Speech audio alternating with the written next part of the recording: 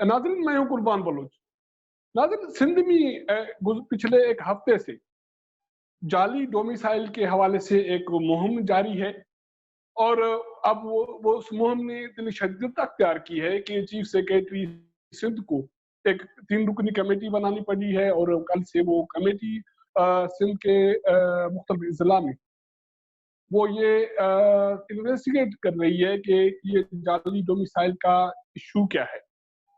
Committee वो कल लाड़काना पहुंची थी, आज भी उन्होंने इन्वेस्टिगेशन जारी रखी है। ये सारे मुहिम के पीछे कुछ दोस्त हैं सिंध के जो उन्होंने जब रिसर्च किया तो उनके सामने कुछ केसेस आए कि सूबे से बाहर के लोगों को गैर कानूनी तौर पे रिश्वत के बुनियाद पे डोमिसाइल जारी कर दिए गए। उसके बाद ये ट्विटर पे एक मुहिम चली, उसके रोशनी में सिंध के चीफ सेक्रेटरी को ये कमेटी बनाना। इस मुहिम के जो रूह रवां है वो डॉक्टर कासिम राज पर है। डॉक्टर कासिम राज पर कराची बेस्ड है और रिसर्चर है, उसने पीएचडी की हुई है। तो हम उनसे मालूम करना चाहेंगे कि सिंध में ये कारोबार अभी नया तो नहीं है, जाहिर है सदियों से ये कारोबार जारी है और इस पे जो वहाँ जो परमानेंट लोग हैं या सन ऑफ सॉइल है उनके हुकूक पे डाके पड़े हैं, वो जॉब्स के हवाले से हो, वो यूनिवर्सिटीज में आला तालीमी इदारों में दाखिला के हवाले से हो। तो डॉक्टर कासिम साहब, हम आपको अपने प्रोग्राम में वेलकम करते हैं। बहुत शुक्रिया कुर्बान साहब। डॉक्टर साहब, ये अचानक क्या इशू, क्या ऐसे शवाहिद आपके सामने आ गए कि आपने ये एक मुहिम चलाई और उसके रोशनी में सारे सूबे के नौजवान इस मुहिम का हिस्सा बन गए और सिंध के चीफ सेक्रेटरी को एक कमेटी बनानी पड़ी कि इस जो इशू है ये इसको देखा जाए। क्या क्या सबूत है, क्या मामला थे जो इसको आप सामने लाए? बहुत शुक्रिया कुर्बान साहब। बुनियादी बात तो ये है कि ये मसला आज का नहीं है। दूसरी बात ये है कि आज जब हम बात कर रहे हैं तो हम किसी रंग, नस्ल, जुबान या कौम के खिलाफ नहीं है। बुनियादी तौर पे हम चाहते हैं कि पाकिस्तान चूंकि 4 अकायम का एक मुल्क है, एक वफाक है, उसमें हर कौम के लिए एक मखसूस सूबा है। तो वहाँ के रहने वाले के जब तक हम बुनियादी हुकूक का तहफ़्फ़ुज़ नहीं करेंगे या उनके बुनियादी हुकूक के तहफ़्फ़ुज़ के लिए कोई जदोजहद नहीं करेंगे, क्योंकि आईनी तौर पे इसमें कोई शक नहीं है कि हमें कोई पाबंदी नहीं है कि हम पाकिस्तान का हर शहरी जहाँ चाहे आ जा सकता है, इसमें कोई शक नहीं है। लेकिन क्योंकि डोमिसाइल एक ऐसा दस्तावेज़ है जिसकी बुनियाद पर फिर सिंध में ख़ास तौर पे या बलूचिस्तान में फॉर्म पी और पीआरसी और डी बनता है, जिसमें आप सी की बुनियाद पर किसी भी तालीमी इदारे में दाखिला ले सकते हैं, डी की बुनियाद पर आप जो है वो वहाँ के जॉब्स कर सकते हैं। तो हमने जो रिसर्च की, ये आज की रिसर्च नहीं, गुज़िश्ता 3-4 साल से मैं लगातार इसमें कोशिश कर रहा था। मैं सिर्फ अकेला नहीं था, बहुत सारे और भी लोग अपने हिसाब से कोशिश कर रहे थे, जिसमें क्योंकि हमारे पास एक पूरे पाकिस्तान में कोटा सिस्टम है, फिर सिंध में अर्बन और रूरल का 60-40 का एक रेशियो बना हुआ है। अगर आप चाहेंगे तो इंशाल्लाह हम उस पे भी कभी बात करेंगे कि ये होना चाहिए या नहीं होना चाहिए 60-40 वाला। लेकिन क्योंकि आज हम डोमिसाइल के स्पेशल पे बात कर रहे हैं, तो जब हमने इस पे रिसर्च की तो हमें पता चला कि पंजाब से ताल्लुक रखने वाले और खैबर पख्तूनख्वा, गिलगित बल्तिस्तान और फाटा से ताल्लुक रखने वाले या इवन आज़ाद जम्मू कश्मीर के बहुत सारे ऐसे लोग जिनका शनाख्ती कार्ड यहाँ का नहीं है, सिंध का नहीं है, जिनके आबा अजदाद का सिंध से कोई ताल्लुक भी नहीं है, वो पहले तो एनटीएस पे, मेडिकल पे या इंजीनियरिंग बुनियाद पे दाखिला के लिए ट्राई करते हैं, पंजाब में, केपीके में, गिलगित में या कहीं पर। वो जब वहां नाकाम हो जाते हैं तो वो फिर कराची के किसी जिले का इंतखाब कर लेते हैं, या बदीन, ठट्टा या घोटकी, क्योंकि अपर सिंध के जितने डिस्ट्रिक्ट है वो एफिलेटेड है, ज्यादा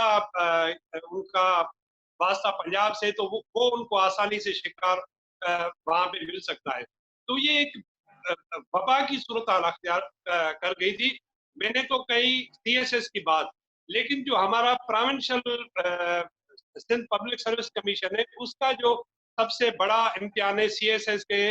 मुकाबले का, वो है कंबाइंड कॉम्पिटिटिव एग्जाम। वो भी हर साल मुनक्कद होता है, जिससे असिस्टेंट कमिश्नर और इस टाइप के अफसरान होते हैं। उसमें सिर्फ और सिर्फ 2018 में हमने केस पकड़े, 12 केसेस वो थे जिनका ड्यूअल डोमिसाइल था, ज्यादातर वो केपी के और पंजाब के थे, पंजाब के ज्यादा केसेस थे जो वो डॉक्यूमेंट्स वो साबित हो चुके हैं। जी जी प्रूव हो चुके हैं, हमने वो सबमिट करवा दिए हैं। वो ऐसे केसेस थे कि उन्होंने फेडरल पब्लिक सर्विस कमीशन में केपीके के डोमिसाइल पे दिया, पंजाब के डोमिसाइल पे दिया, वहां पे जब वो नाकाम हो गए तो फिर यहाँ पे, क्योंकि यहाँ पे रेट जो है वो 3 से 5,000 रुपए लगता है, कराची में आप आसानी से डोमिसाइल बनवा सकते हैं। हम कहते हैं कि जब हर सूबे के लिए वफाकी जॉब्स में एक कोटा मखसूस है, तो वो मखसूस कोटा उस सूबे के लोगों को मिलना चाहिए। वो सूबे सिंध के हो, केपी के हो, बलूचिस्तान के हो, या हमारे जो दूसरे यूनिट्स हैं, खैबर ये गिलगित बल्तिस्तान, या हमारे पास जो थोड़ा बहुत कोटा मिलता है आजाद जम्मू कश्मीर का, हम उनके भी खिलाफ नहीं, लेकिन हम इस चीज के भी हक में नहीं है कि कोई घोटकी का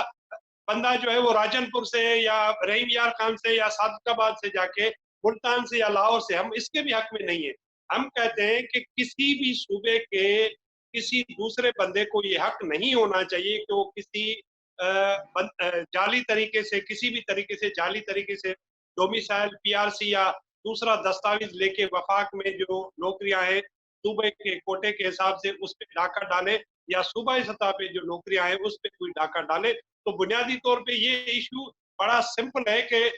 एक वफाक में रहते हुए सूबों के जो हुकूक हैं उसकी हम बात कर रहे हैं, हम न किसी रंग के खिलाफ है, नस्ल के खिलाफ है, न किसी कौम के खिलाफ। डॉक्टर साहब, आपने एक साल के एग्जाम का जो अपना एक्सपीरियंस बताया कि 10 से 12 केस साबित हुए। टोटल जाहिर है जॉब्स में भी लोग होंगे और भी एडमिशन के भी उसमें मसाइल होंगे, तो टोटल ओवरऑल तो आप कह रहे हैं कि 3-4 साल से आप रिसर्च कर रहे हैं, कितने केसेस हैं जो आप समझते हैं कि जिसकी डेटा आपके पास है कि वो मशकूक है, वो जॉब्स में हो, वो दाखिला के हवाले से हो, वो किसी एग्जाम में बैठने के हवाले से? अच्छा, कुर्बान साहब, मैं आपको बताऊं कि अभी सिंध पब्लिक सर्विस कमीशन ने नर्सिंग मेल नर्स जो होते हैं उन ग्रेड 16 के उसकी जॉब्स अनाउंस की, उस जॉब्स की फिर रिजल्ट भी आई और रिकमेंडेशन चली गई, ऑफर लेटर भी जारी हो गए। उसमें से 32 लोग ऐसे हैं, सिर्फ और सिर्फ अभी मैं हाल ही की बात बता रहा हूँ कि एक रिजल्ट में 32 लोग अब तक हम आइडेंटिफाई कर चुके हैं जिनके ड्यूअल डोमिसाइल ज्यादातर पंजाब के हैं और बहुत सारे लोगों के खैबर पख्तूनख्वा के हैं। तो मैंने सिर्फ एक रिजल्ट की बात की। दूसरा मैं आपको बता दूं, जहां पे आपने निशानदेही भी की कि लाड़काना में सबसे ज्यादा इशू हुआ है, तो वहां पे वहां के डिप्टी कमिश्नर, यहाँ जो एडमिनिस्ट्रेशन है, माता तमला है, वहां पर इल्जाम था कि 700 डोमिसाइल जो है वो वहां पे जाली बने हैं बहुत कलील मुद्दत के दौरान। आज जो कल और आज जो इंक्वायरी कमेटी ने बात की है वो आपने जरूर सुनी होगी, कौमी मीडिया पर चल चुकी है, हमारे पास भी यहाँ के सिंध की मीडिया में बहुत ज्यादा वो उसका चर्चा है। कल उन्होंने कहा कि हमारे पास अब तक सिर्फ 15 मिनट के दौरान 250 केसेस मशकूक किस्म के आ गए हैं जिनको हम री इन्वेस्टिगेट कर रहे हैं, नंबर 1। आज भी उन्होंने कहा कि तकरीबन तकरीबन हमारे पास 250-300 केसेस आज हुए हैं, लेकिन उन्होंने ये भी कहा है कि हमारे पास जो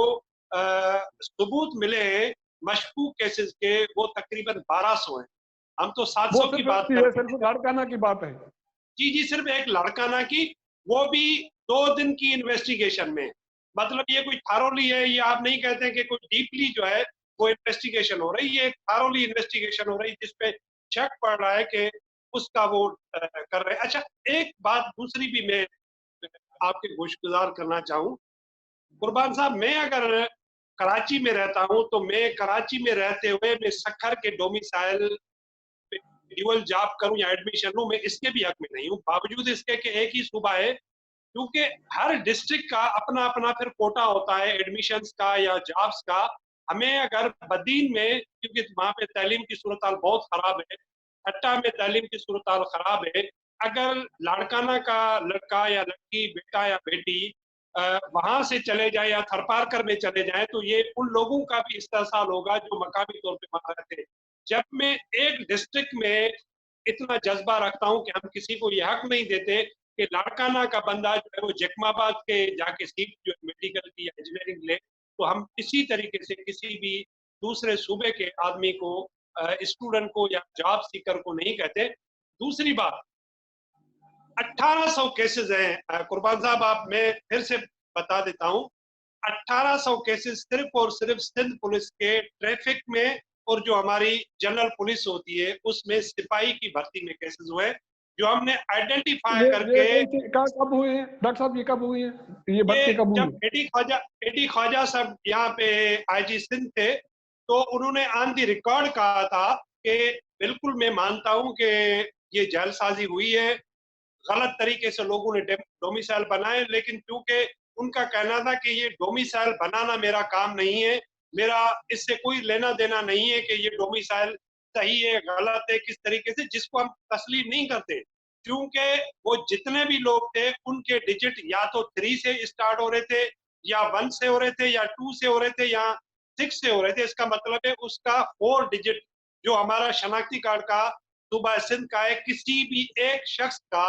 4 डिजिट का 1800 में नहीं है, तो हम उनको सिंध का बाशिंदा तस्लीम करने को बिल्कुल तैयार नहीं है। इस 1800 सीट्स पे यहाँ के जो मकामी लोग हैं, वो चाहे उर्दू बोलने वाला हो, वो चाहे पंजाबी बोलने वाला हो, वो अगर पैदाइशी तौर पे पख्तून है, पैदाइशी तौर पे बलोच है, मैं गिलगित बल्तिस्तान गिलगिती और बल्ती है तो मैं उसका भी हक मानने को तैयार हूँ, लेकिन वो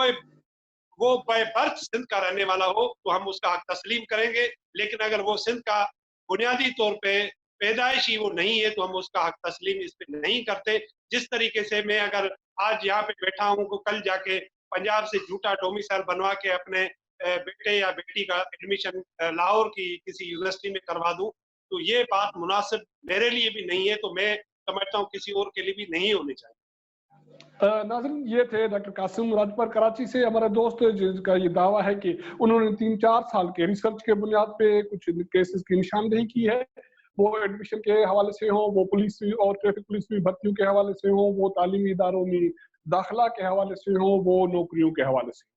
तो उन्होंने ठोस रिसर्च की बुनियाद पे केसेस की को पिन पॉइंट किया और इंजामिया के हवाले ये केसेस किए, और यही उनकी ये कोशिश है कि इंजामिया ने इस पे रिसर्च ये शुरू कर दिया। हम डॉक्टर कासिम राजपर से एक और मजीद प्रोग्राम करेंगे और उसके तफसीलात आपको उसके उस प्रोग्राम में उसके साथ डिस्कस करेंगे। अगर ये प्रोग्राम हमारा आपको पसंद आए तो इसको वॉच करें, शेयर करें और सब्सक्राइब करें, और अपनी राय से हमें ज़रूर आगाह कीजिएगा। तो मुलाकात होगी अगले प्रोग्राम तक में, तब तक इजाज़त दीजिएगा। अल्लाह हाफ़िज़।